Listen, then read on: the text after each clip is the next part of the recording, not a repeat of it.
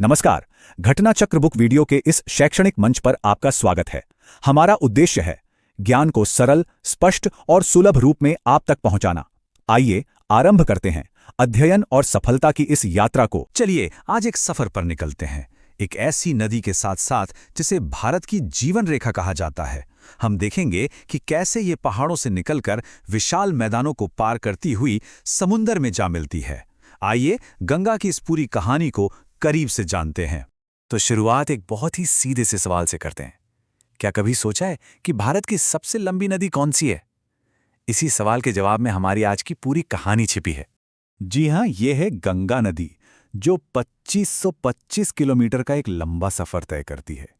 सोचिए, ये सिर्फ एक दूरी नहीं है, ये तो उन अनगिनत कहानियों, संस्कृतियों और जिंदगियों का बहाव है जिन्हें ये नदी सदियों से अपने साथ लेकर बह रही है। अच्छा, एक बहुत ही दिलचस्प बात, गंगा एक पूर्ववर्ती अपवाह वाली नदी है। अब ये शब्द थोड़ा भारी लग रहा होगा, है ना? पर इसका मतलब बहुत आसान है। इसका मतलब है कि ये नदी हिमालय के बनने से भी पहले से यहाँ बह रही है। जब हिमालय पर्वत धीरे धीरे ऊपर उठ रहे थे, तब भी गंगा ने अपना रास्ता नहीं बदला, बल्कि पहाड़ों को काटकर अपना रास्ता बनाती रही। सिंधु और ब्रह्मपुत्र भी कुछ ऐसी ही प्राचीन और शक्तिशाली नदियां हैं। तो सवाल ये है कि गंगा का ये लंबा सफर आखिर शुरू कहाँ से होता है? चलिए सीधा चलते हैं इसके उद्गम स्थल पर, ऊंचे बर्फीले हिमालय में। गंगा की शुरुआत असल में 3 हिस्सों में समझी जा सकती है। इसका जन्म होता है विशाल गंगोत्री ग्लेशियर से। ये ग्लेशियर के जिस मुहाने से पानी की धारा बनकर निकलती है, उस जगह को गोमुख कहते हैं। और सबसे खास बात, यहाँ इसका नाम गंगा नहीं है, यहाँ इसे भागीरथी नदी के नाम से जाना जाता है। अब भागीरथी जब पहाड़ों में आगे बढ़ती है तो इसका स्वरूप धीरे धीरे बदलना शुरू होता है। ये कई पवित्र संगमों से होकर गुजरती है, जिन्हें हम प्रयाग कहते हैं। यहाँ दूसरी नदियां इसमें आकर मिलती हैं। यहाँ 2 संगम बहुत ही खास हैं। एक है रुद्रप्रयाग, जहाँ मंदाकिनी और अलकनंदा नदियां आपस में मिलती हैं।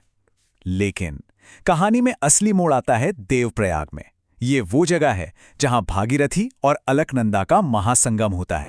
तो सबसे जरूरी बात जो याद रखनी है वो ये है कि देवप्रयाग में जब भागीरथी और अलकनंदा मिल जाती हैं, उसके बाद ही इस मिली हुई धारा को गंगा का नाम मिलता है। इससे पहले ये गंगा नहीं कहलाती। इन नदियों का धार्मिक महत्व तो हम सब जानते ही हैं। जैसे कि मशहूर बद्रीनाथ मंदिर अलकनंदा नदी के किनारे बसा है, तो वहीं केदारनाथ मंदिर मंदाकिनी नदी के तट पर। तो पहाड़ों का चट्टानी और तेज सफर पूरा करने के बाद गंगा उतरती है भारत के विशाल और समतल मैदानों में। चलिए देखते हैं कि मैदानों में इसकी यात्रा कैसी होती है। और वो जगह जहां ये बड़ा बदलाव आता है वो है हरिद्वार। जी हाँ, हरिद्वार में ही गंगा पहाड़ी इलाकों को पीछे छोड़कर मैदानी दुनिया में कदम रखती है, और यहाँ इसका रूप एकदम शांत और चौड़ा हो जाता है। मैदानों में आकर तो गंगा का परिवार और भी बड़ा हो जाता है। यमुना, गंडक, घाघरा और कोसी जैसी कितनी ही बड़ी सहायक नदियां इसमें आकर मिल जाती हैं।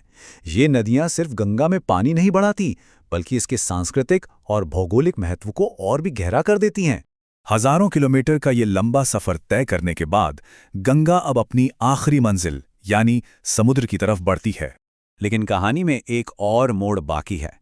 जैसे ही गंगा भारत की सीमा को पार करके बांग्लादेश में दाखिल होती है, इसका नाम एक बार फिर से बदल जाता है। वहां इसे पद्मा के नाम से जाना जाता है।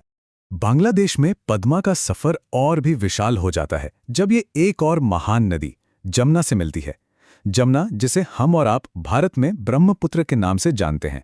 और फिर अंत में समंदर में हमेशा के लिए मिल जाने से ठीक पहले इन महान नदियों का ये संगम दुनिया का सबसे बड़ा डेल्टा बनाता है, सुंदरबन डेल्टा।